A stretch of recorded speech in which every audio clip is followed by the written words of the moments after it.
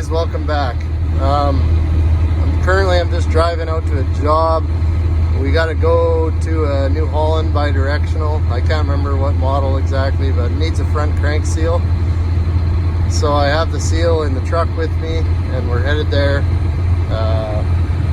I'll make this short and sweet because it's kind of warm outside and I don't have air conditioning yet in this truck because I had to get some hoses built that had the proper fittings in there so I could thread some switches in. And the switches that I got from Freightliner, they were both normally closed, and when I was doing my testing that kind of seemed proper, but I had a brain fart and the low side switch needs to actually be normally open so that when it sees pressure it closes. So basically what happened was I started to charge my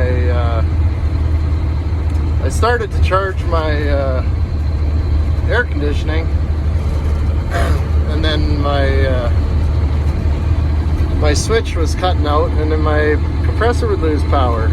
So basically I had to not put any Freon in, and then I had to get a new pressure or a new hose built with the right pressure fitting, because the one that was in there is some oddball thread. So anyway, a little bit of a hiccup in the air conditioning project, but it's for the most part done. We're just waiting on one more switch and then we should be good to go. So anyway, I will catch you guys when we're out at this job. Alright, so we're at this job here. You can see obviously she's leaking. So first order of business, I think we'll be blowing it all out, and then we will start tearing into it. I never have done this job before, so I guess we'll see how it goes.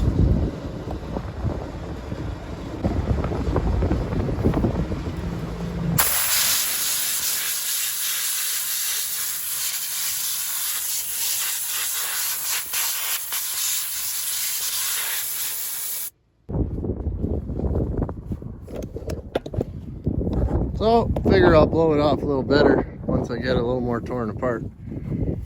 Because otherwise, either way, I'm going to have to blow it off all over again. So, as per usual, she's kind of windy here, so the sound quality will probably be poor.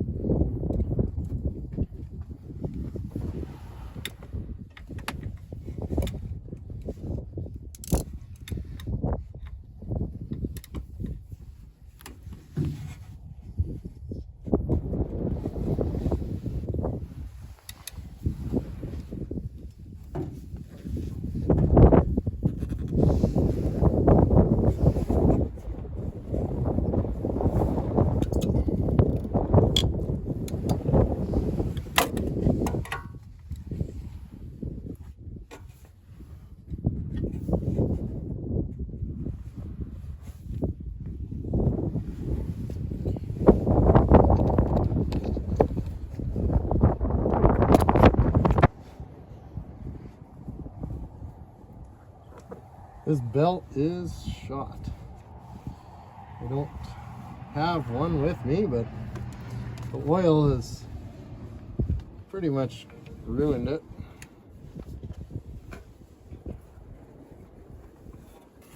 Didn't think to get one or ask when they told me about this job, but what can you do?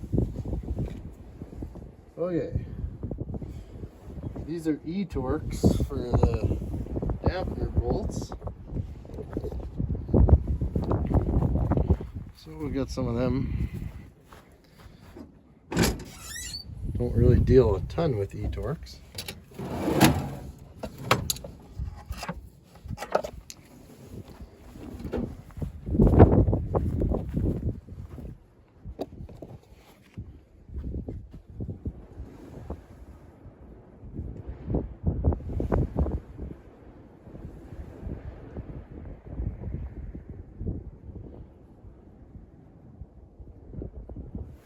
Okay, we got one.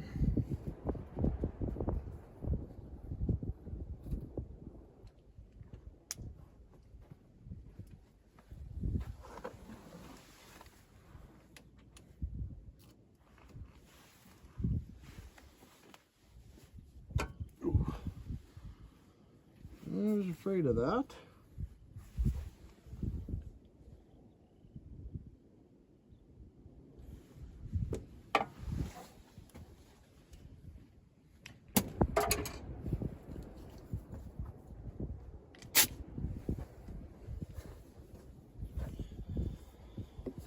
Try and fit this stubby impact in there. I'm not sure if it's going to fit or not. If I could at least crack them loose, I can get them by hand after that.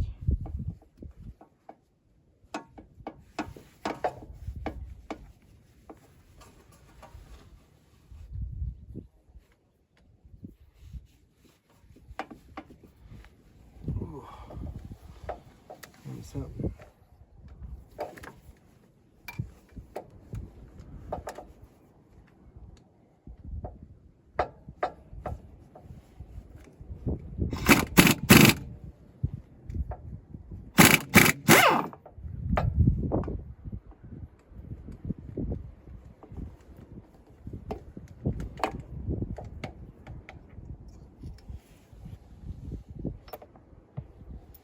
Little fine thread bolts.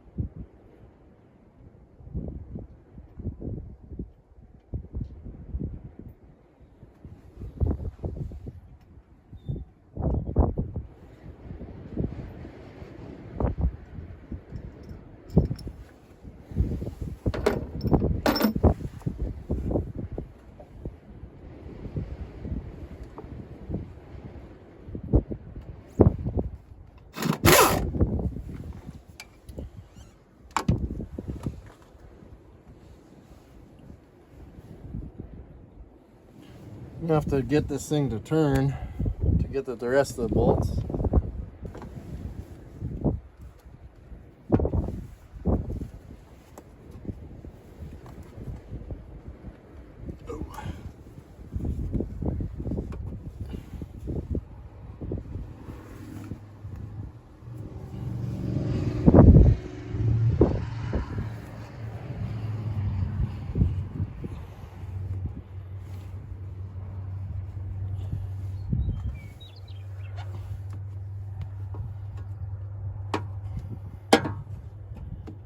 That one just come out with the ratchet instead of turning my engine over, which I guess works.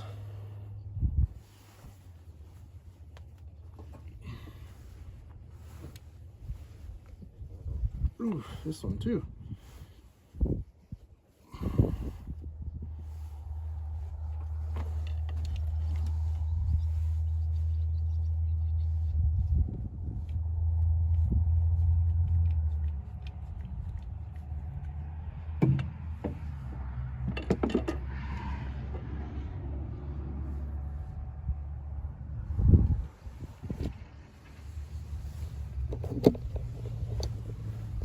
It looks like it's just a small snout on there, but okay, well I got the pulley off, nothing special to those.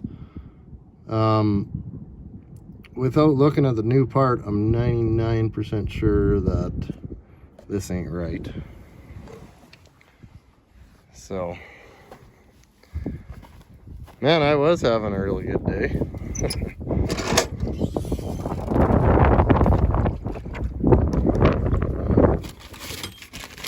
Yeah, you can This one, you could probably make 2 of these crank seals out of this one.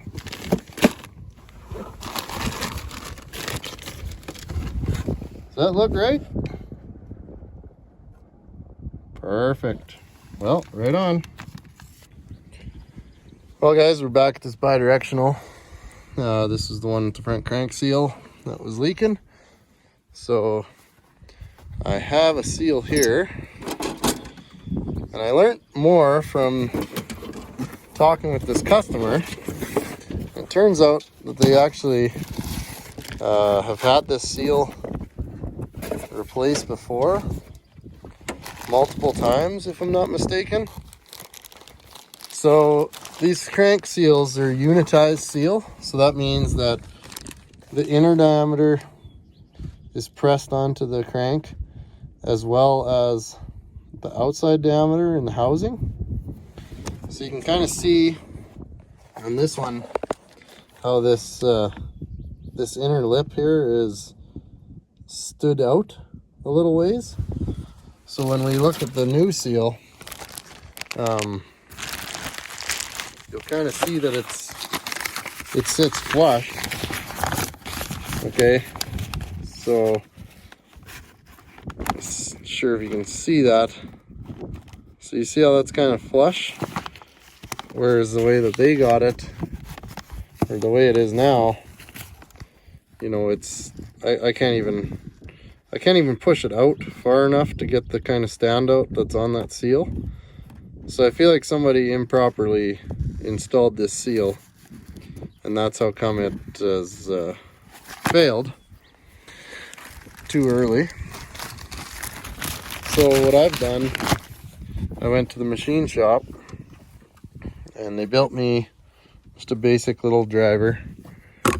So now I can press the inside diameter and the outside diameter on at the same time. This seal type is super common. They are difficult to install though without the special tool, so I end up getting a fair bit of these made. I got a pretty good relationship with a local machine shop. The last one I did was like $40 to get a driver. This one here, I think this one was a little more expensive. It was 80 bucks. It's pretty long though. It wouldn't need to be quite that long. And then the guy building it thought that it was going to install this way, so he machined this little lip in here thinking that it would go this way, but it actually goes this way. So a little extra money to machine this lip, but it's kind of unneeded here. But I told him no, I said it'll work fine like that because it's still hitting on the inside plenty. So anyway, I'll set you guys up and we'll get this seal replaced.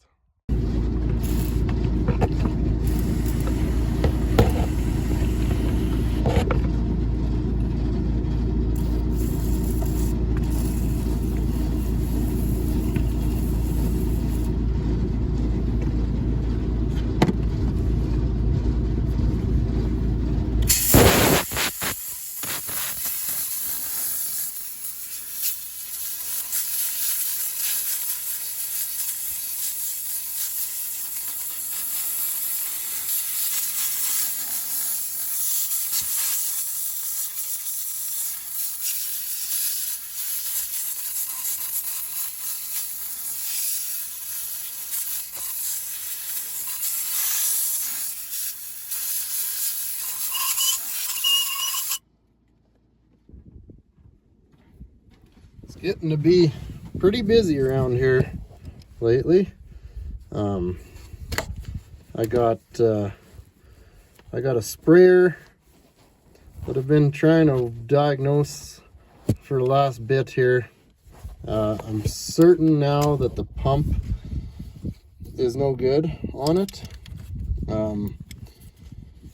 So the solution pressure was not correct.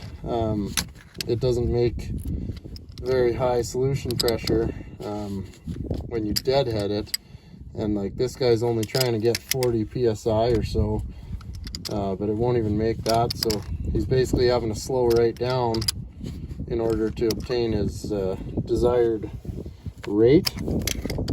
So spent a bit of time out there the other day diagnosing hydraulic pressures and all that, and trying to determine a cause for this low pressure. And basically I didn't come up with any real definitive solution, because the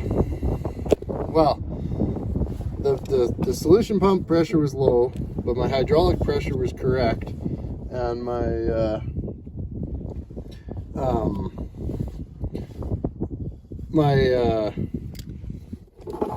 hydraulic pressures were all good, and everything else seemed to be working. So I figured, well, maybe that solution pump is no good, or the motor isn't any good. So there's a test for flow testing the motor, or sorry, for flow testing the oil going to the motor, but I never did that test, and I guess I should have, because I didn't have the right fittings with me on the truck or anything. So I ended up having to go, so we ended up pulling the solution pump out. So I did that, and when I got it out, I mean, the customers, I mean, they were all ready to go and get a solution pump and all that. And I said, well, just hang on, like, let's actually troubleshoot this thing, you know, and see what's going on, and then we can get this solution pump if we need it. So I pulled it all out, and the solution pump looked really good. I mean, I couldn't see anything really wrong with it, so I kind of was like, So I pulled the motor apart and checked the motor.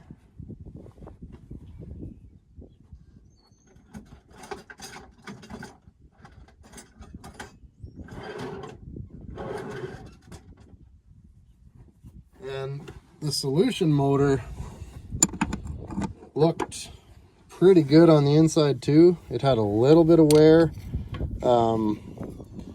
where the gears inside the pump kind of ride, had a little bit of wear, but again, it was nothing real severe. So that's when I decided to, I told him, I said, let's put this thing back on.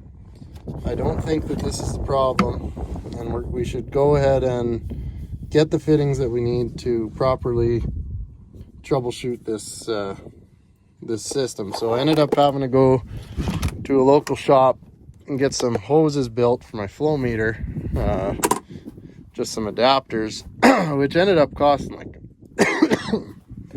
costed me like $580. But it was worthwhile, because I went there to test it after, and sure enough, we're only getting like 11 or 12 gallons a minute to the solution motor, and the spec calls for 22 to 27. So we're definitely low on flow. So what I think is the problem is the actual auxiliary hydraulic pump, because he also said when the solution pump is going, and he never noticed this, but when we were doing our troubleshooting, we were winging the sprayer out at the same time as the solution pump was going, and he was saying, oh wow, like it's hardly moving. So I think what's happening is the pump is just worn out, and it's causing the flow to be, or it's causing the solution pressure to be low, but it's also like all your hydraulic functions are too slow. So anyway, sorry, I'm kind of focusing on what I'm doing, and I'm not really focusing on telling the story very good. But the book says if that is low, to replace this one solenoid valve.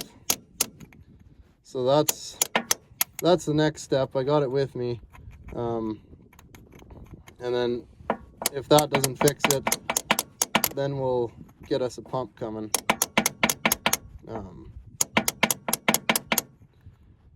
And then I got another 7930 tractor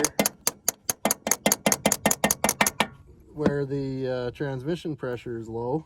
So I've been going through a bunch of troubleshooting with that, and I'm not really finding a whole bunch with the testing that I've done so far.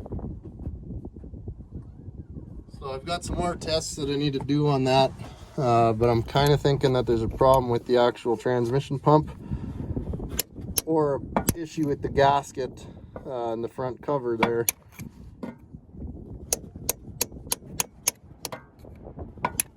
But it's tricky for me with that one because you've got to split the tractor to do any of those jobs, and at the moment I don't really have a shop to work in, and I don't think this customer's shop is really adequate.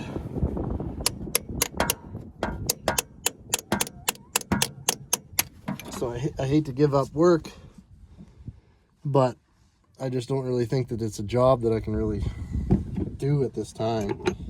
Plus, I'm so busy. Like, if you take on a big job like that, it gets hard to do all your other stuff on the road that you need to do. And I'm kind of stretched a little thin here just being by myself and having no apprentice with me. And it's kind of like, if you do a big job like that, the customer either needs to be okay waiting a long time, or I need to sacrifice my other customers on the road in order to get that job done. So I guess I'll just have to talk to the customer and see what kind of hurry he's in and that, and go from there.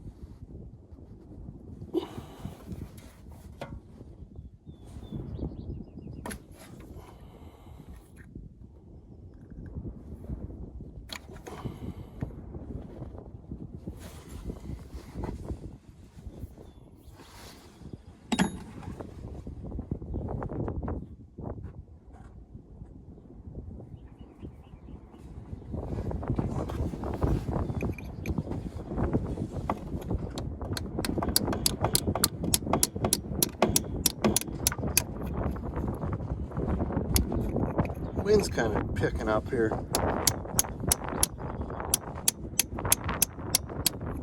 So I should be used to it by now.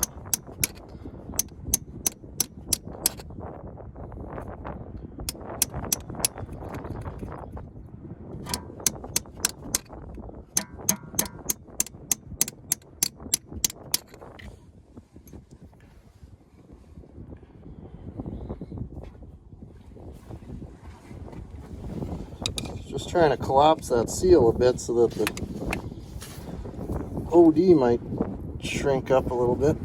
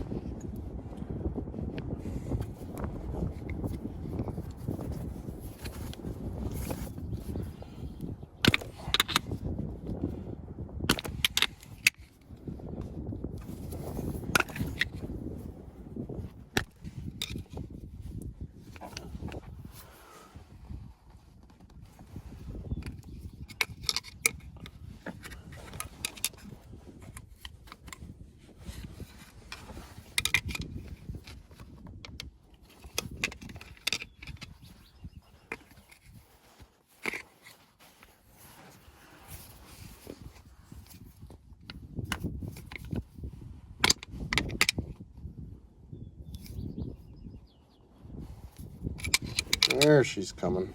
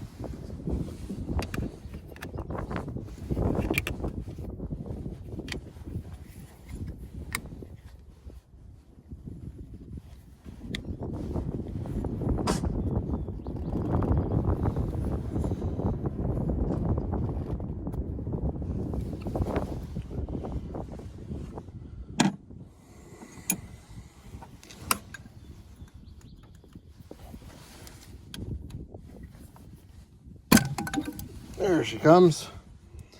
Success. Alrighty, we'll clean up that crank nose and get ready to install this next one.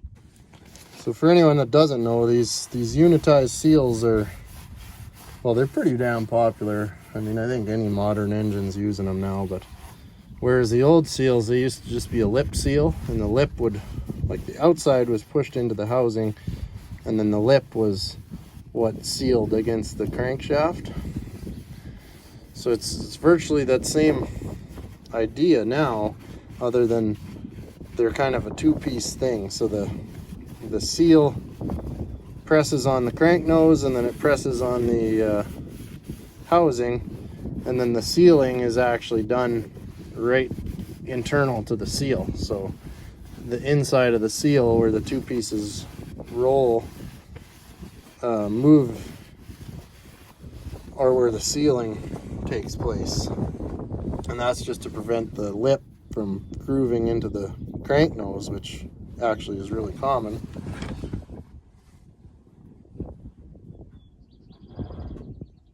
And they actually are pretty tricky to install and remove, and I mean, there's some engines where even the tool that I built or had built at the machine shop, you know, wouldn't even really cut it. You would need something even stronger yet, like on the ISXs, some of the cats, like the ISX, I mean, to pull those seals out is a chore.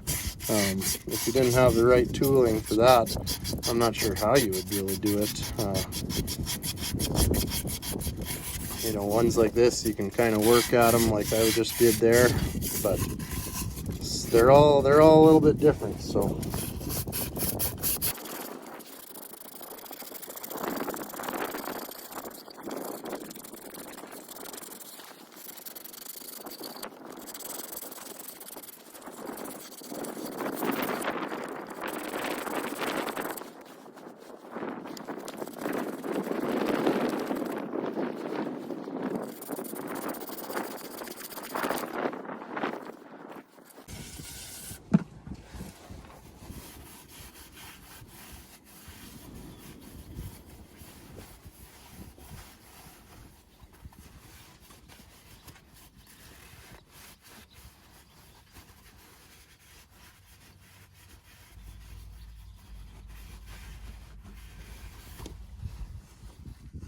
all right,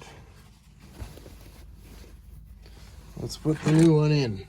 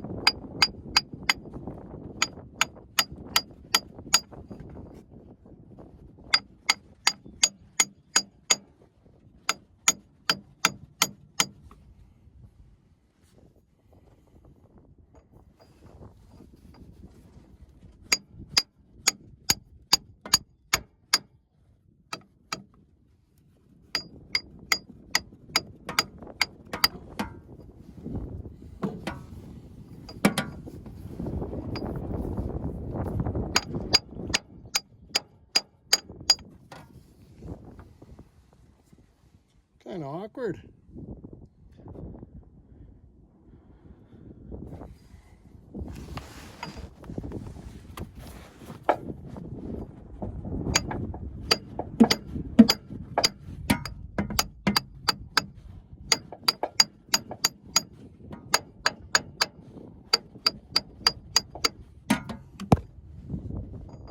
Going though.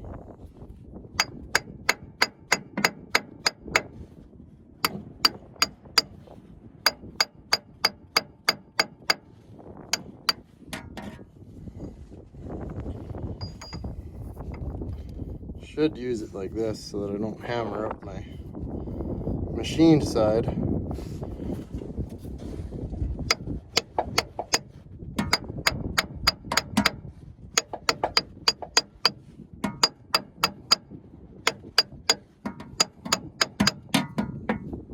Okay, now we're starting into the housing.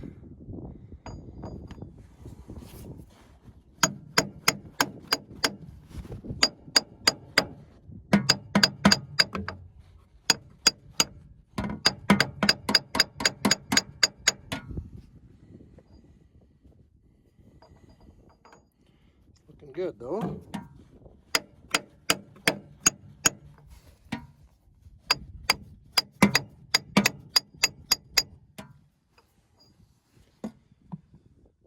My arm's kind of getting tired. I gotta keep taking breaks.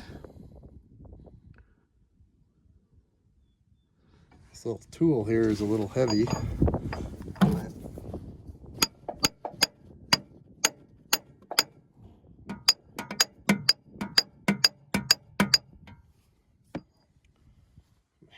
Hammer swinging's a little awkward.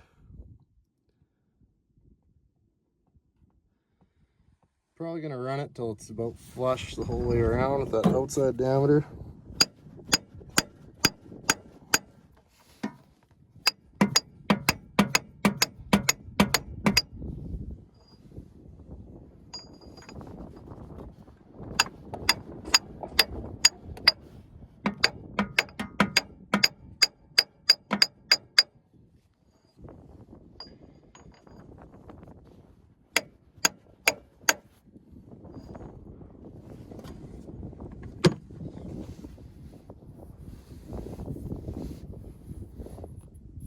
I'm gonna go just a bit more right around here.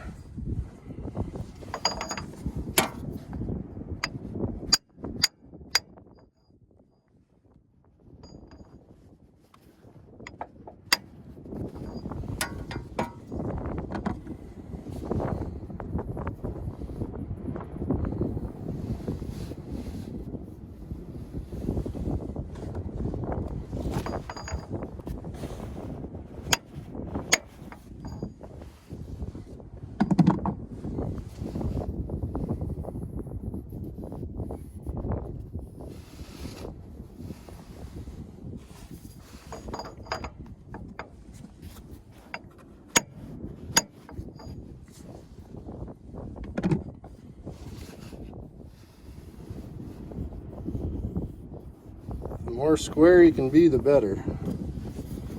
Sometimes it takes a little effort to get it just right. I think right there will do. Okay. So you can see the difference there with that seal now installed. You can kind of see the difference of the standout compared to before. I think that this inner lip here was just pulled right out of the seal.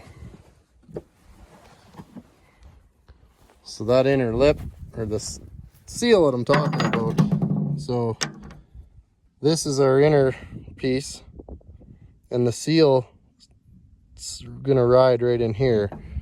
So that's this guy. So this is just like a normal lip seal, but it rides here, you know, just to prevent wearing that crank, like I said. But if this is out too far, you know, the seal's actually only gonna ride on the very edge or not even in it. So this seal had pulled apart, that's why it's leaking. So we should be good with the new one. So anyway, I'll get the dampener and belt and stuff back on, and then I'll film again when we go to run it. But there's not a whole lot to see with me putting that dampener back on. So all right guys, so I got that torqued, got the belt put back on, check the oil, so we are good to run it. I also checked the crank end play just for shits. Seemed good. Pulled the key out of the ignition the other day so someone didn't come along and hopefully there's a battery shut off. Oh yeah.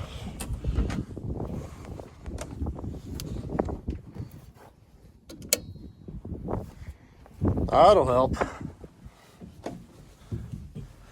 Oh.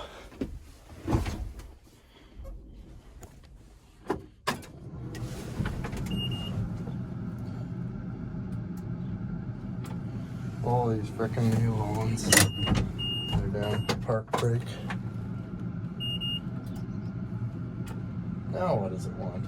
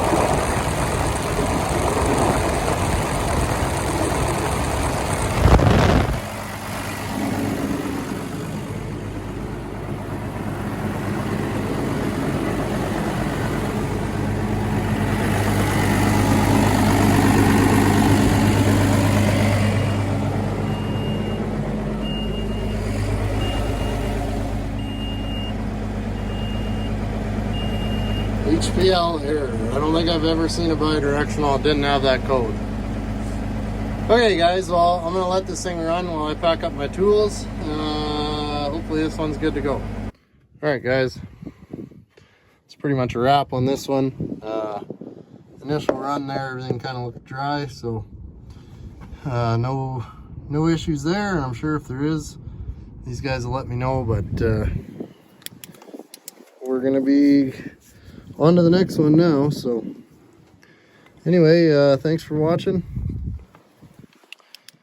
I do appreciate it, and we'll see you on the next one.